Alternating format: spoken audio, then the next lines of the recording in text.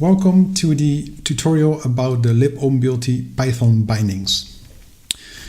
LibOpenBLT is a library, a DLL under Windows, that contains all the functionality to communicate with the OpenBLT bootloader on your microcontroller. Now, if you want to build your own firmware update tool in Python, then you're going to need something that's going to connect your Python program to this LibOpenBLT DLL. And for this purpose, you have the Python bindings. The Python bindings were newly added to the OpenBLT bootloader. They're available since version 1.6.0. All right, let's see what we got planned for this tutorial. First, we're going to install the Python bindings. Some requirements about what we're going to use. Python 3 is already installed on my system. For the development environment, I'm going to use PyCharm. The community edition is fine. And I've decided to use a virtual environment because that just keeps my PC system nice and clean. Once we got the Python bindings installed, we're going to move on to build our own firmware update tool. I'm going to do this as a live coding session so you can see live what's going on and how I'm doing this. What am I going to do? I'm going to build a very simple basic firmware update tool that allows you to update the firmware on your microcontroller via RS-232 at a fixed baud rate of 57,600 bits per second. For testing, I'm going to use a Nucleo F091RC board, and it will run the standard demo programs that come with the OpenBLT bootloader package. All right, let's get started. Okay, the first thing we need to do is install the Python bindings. Yeah. Go to the OpenBLT wiki for more information about this. Okay, it's the entry point for the wiki. Follow the link OpenBLT host library. Scroll all the way to the bottom, and there you'll find information about the Python bindings. Follow this link, and that brings you directly to the README inside the source code repository. And that one contains information on how to install the package, information on which runtime libraries you need to copy to the directory of your Python program. And it even gives you a little code snippet on how you can test that the package is properly installed and you can access function inside LibOpenBLT. Install the package. Let's open up the Python development environment, PyCharm.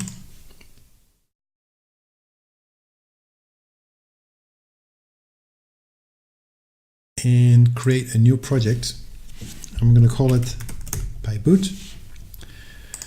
I would like to use a new virtual environment, which I'm just going to put here. Doesn't really matter where you put it.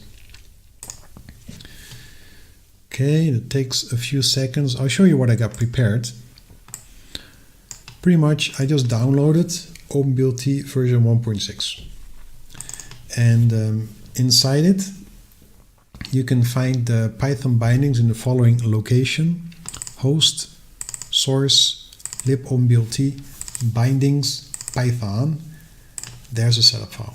All right, so that's the one we're gonna go to in about a few seconds. New project is created. Let's add our main program file, Python file, PyBoot.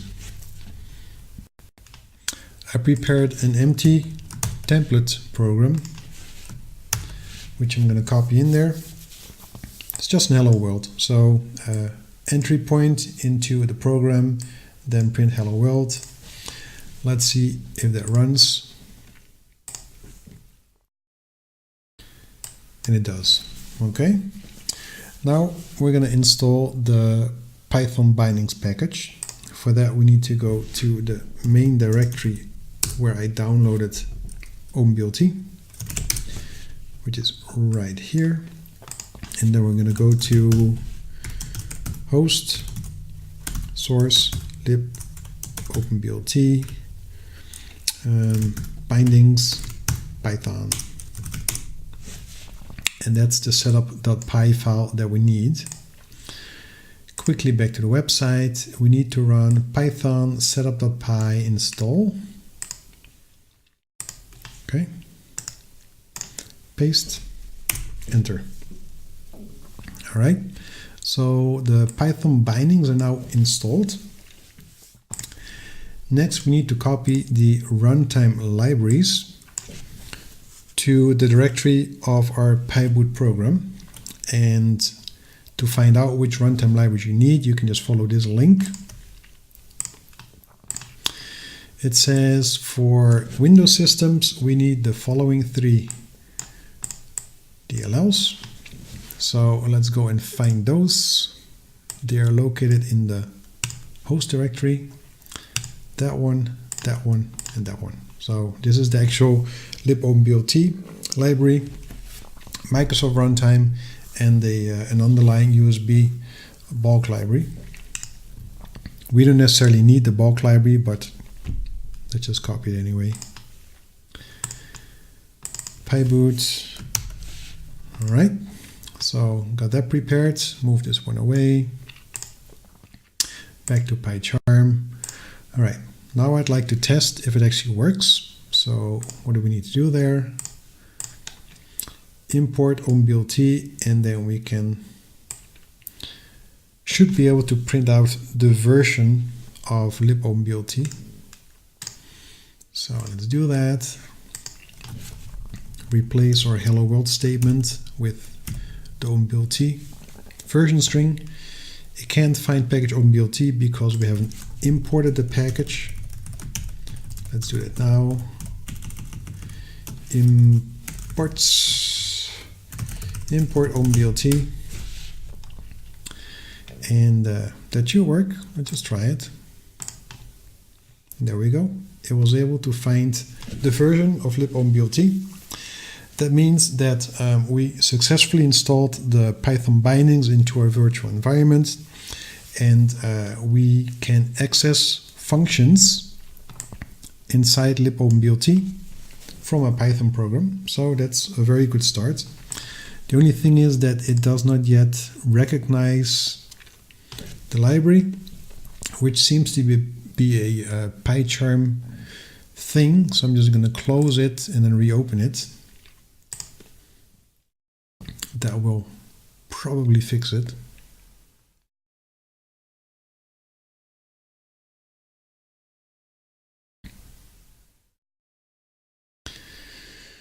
All right, now it's red, now it's good. All right, now I can find it, good. Okay, well, everything is set up to move on to the second part of the tutorial, which is the actual coding of our firmware update tool. Now, first thing to do is we need to initialize those parts of LibOpenBLT that we're going to use. We are going to use a firmware module. That's the one that allows us to open and parse an S record with the program data of our firmware, the firmware that we want to program on the microcontroller board. And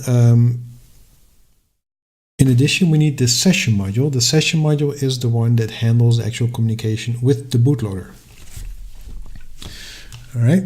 So let's get started. Initialize modules, OpenBLT.firmware init, and we need to specify a parser type, which is the firmware data file type. And at this point, LibOpenBLT only supports S records. Later on, probably also binary files and hex files, but for now, just S records. So we need to specify that, BLT firmware parser S records. All right, all done. Now the session module is initialized in the exact same way, except that we're going to need a few more parameters. The session type, which specifies the communication protocol to use, XCP in our case. Then we need to specify the XCP settings. Third parameter, we need to specify the transport layer type. So that's a parameter that says, are we going to use CAN, TCP/IP, RS-232, or USB? And the last parameter is the settings for the selected transport layer type. So before we can actually initialize the session, we need to first prepare those parameters. I'm just going to create some variables for that. Session type equals OpenBLT.BLT session XCP. Session settings, I'm just going to initialize it as an empty structure, which also loads default values, so you don't really necessarily have to type all settings yourself. I'm going to do it anyway for demonstration purposes. BLT.BLT session settings XCP. There we go. Now we gotta explicitly set them. Session settings .timeouts. Timeout T1 is the default timeout for a response from microcontroller to come back. Default value is 1 second, so 1000 milliseconds. Session settings .timeout T3. That's the time that's available for starting a programming session. Make it 2 seconds. Timeout T4, that's the timeout time for memory erase operations. They can take a bit longer, so we'll make it 10 seconds. Session settings .timeout T5, that is the timeout for programming operations. They don't take that long in flash memory, so we just make it 1 second. And then the last one, session settings .timeout T7, that's a timeout for resynchronization purposes, which we'll probably never need, but we'll just specify it anyway. Okay, the XCP protocol allows you to enable a security feature via a seed key algorithm. So it allows you to only give access to those that have the right seed key unlock algorithm. In this demo, we're not going to use it, but you can find more information about it on the wiki. Another thing that we're not going to use, but it's really cool, you could have multiple nodes connected to your PC. For example, on the CAN network, and all the nodes could run the OpenBLT bootloader. Then you need a method to individually connect to one particular node. And this parameter connection mode allows you to specify a node. So a value between 0 and 255. Not needed right now because we're using RS-232. There's just one node, so we just set it to 0. That's all there is to configuring the XCP communication protocol. Next, we need to specify the transport layer that we're going to use, transport type. And we're going to use RS-232, transport RS-232. Now we gotta prepare the transport layer settings. Let's initialize an empty structure for that. BLT transport settings RS-232. And I'm going to manually specify all settings. Baud rate, it's going to be fixed at 57,600 bits per second. Transport settings dot port name, that's the communication port, so the COM port on the Windows. If you're using Linux, you can use something like this, TTI ACM0 or USB 0 or just good old-fashioned serial port. I think it's like this, something like that. Anyway, we're on the Windows, so we need to specify the COM port. I don't know this one on top of my head. I'm gonna have to look it up. Computer properties, device manager, COM ports. We got number 5. Okay, COM 5. All right, now we collected all the information for initializing the session module. So let's go ahead and do that. OpenBLT.session init, specify the session type, session settings, transport type, transport settings. All right, and whatever you initialize, you should also terminate at the end of the program. Session terminate OpenBLT.firmware terminate. All right. That's the foundation. Now, next step, we want to make a connection with the bootloader on the microcontroller. So that's going to be done with the session module. Let's go ahead. Connect to the bootloader on the target.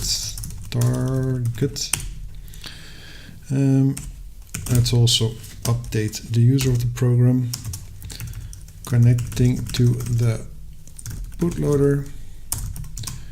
Reset the target if this takes a long time. Now we're going to create an infinite loop trying to connect to the bootloader. Wow, OpenBLT.session start is not equal to a BLT session. Oops, OpenBLT.BLT result. Okay, so if we cannot start the session, then just keep looping and don't do anything. And assuming that we made a connection, then we should also disconnect, which is the same as finishing up the programming session.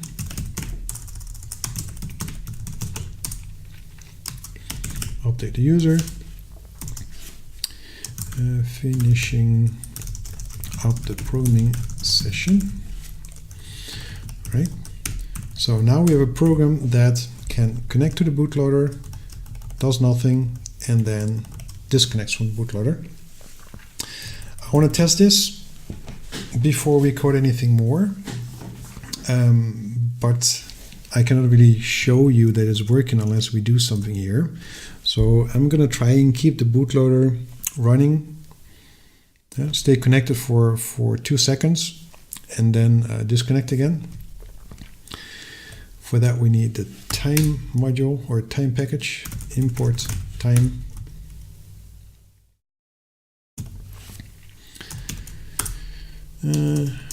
Testing, update the user, connected to the bootloader, time.sleep 2 seconds. Okay. All right, so when we run this, what I expect is that the bootloader gets activated on my Nucleo board, stays active for 2 seconds, then disconnects, which is the same as it's going to start whatever firmware was programmed on there.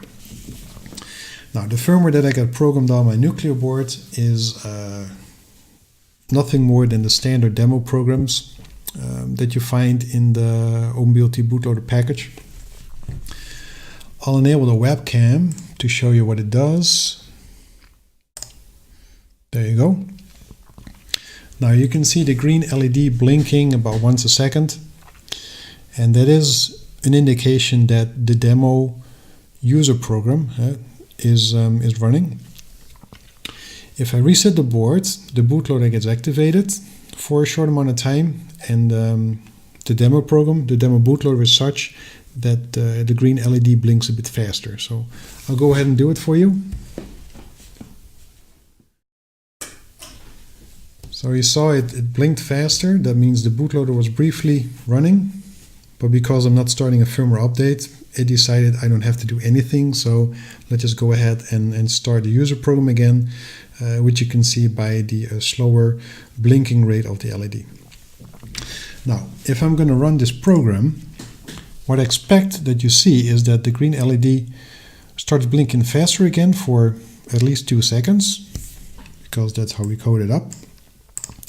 Then it disconnects, which I haven't really done yet. session stop. And once this is done, it should start the user program again. All right, so let's try that. Run.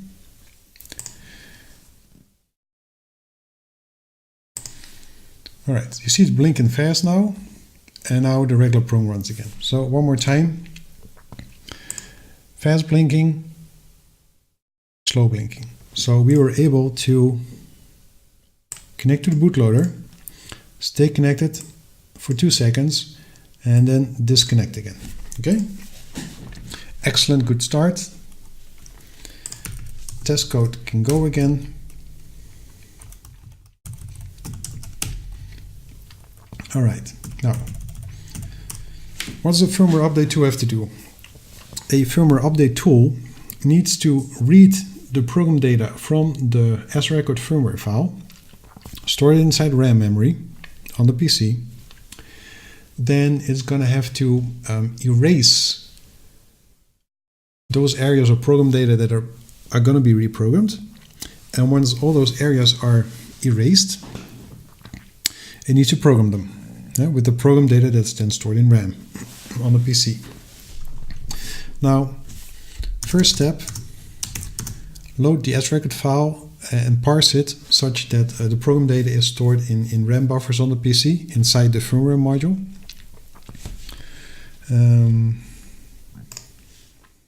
Okay. Read the firmware data from the SRecord. Well, which one? The demo program I'm going to use. So I need to grab that one. OpenBLT target demo. I got the Nucleo F091 board. Program bin. That's the SRecord. Copy. There. I'm going to put it in the directory of my Python program because then I don't have to specify path. Right, copy the program name to the clipboard. Okay, read the firmware data. OpenBLT.firmware, load from file. Which file? This one. Okay. That's all you need to do. Now everything is parsed and loaded inside RAM buffers inside the firmware module. Now, most programs have one continuous address range with program data without any address holes. That's not necessarily always the case. It's possible that you have multiple regions inside your firmware data. So if you do it properly, you're going to have to loop through all segments that were found inside the firmware data. In our case, it's probably just going to be one. Other microcontrollers, other programs might have multiple segments, so it's just good programming to do it segment by segment, just in case there's more. All right, erase all segments that are about to be programmed. Okay. All right. Now we need to first find out how many segments were found inside the firmware file. Segment count equals OpenBLT dot firmware get segment count. Okay. And now that we know how many segments there are, we can loop through them for segment index in range starting at segment 0 to the number of segments -1, which is the -1 is done automatically by the range function. And what do we need to do? We need to obtain information about the segment, such as where does it start in memory, how many bytes long is a segment, and what's the date of the segment. And once we have that, we can actually erase that particular range in memory. Okay. Now, obtaining the segment data or segment information goes as follows: segment data, segment length, address, segment length equals OpenBLT.firmware get segment, need to specify an index, which we have because it's the loop counter, segment index. Okay. Now we got information about the segment. We should update the user.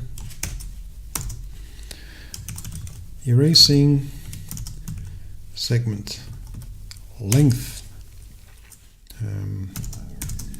bytes from address, segment address, and it would be nice to show this in hexadecimal.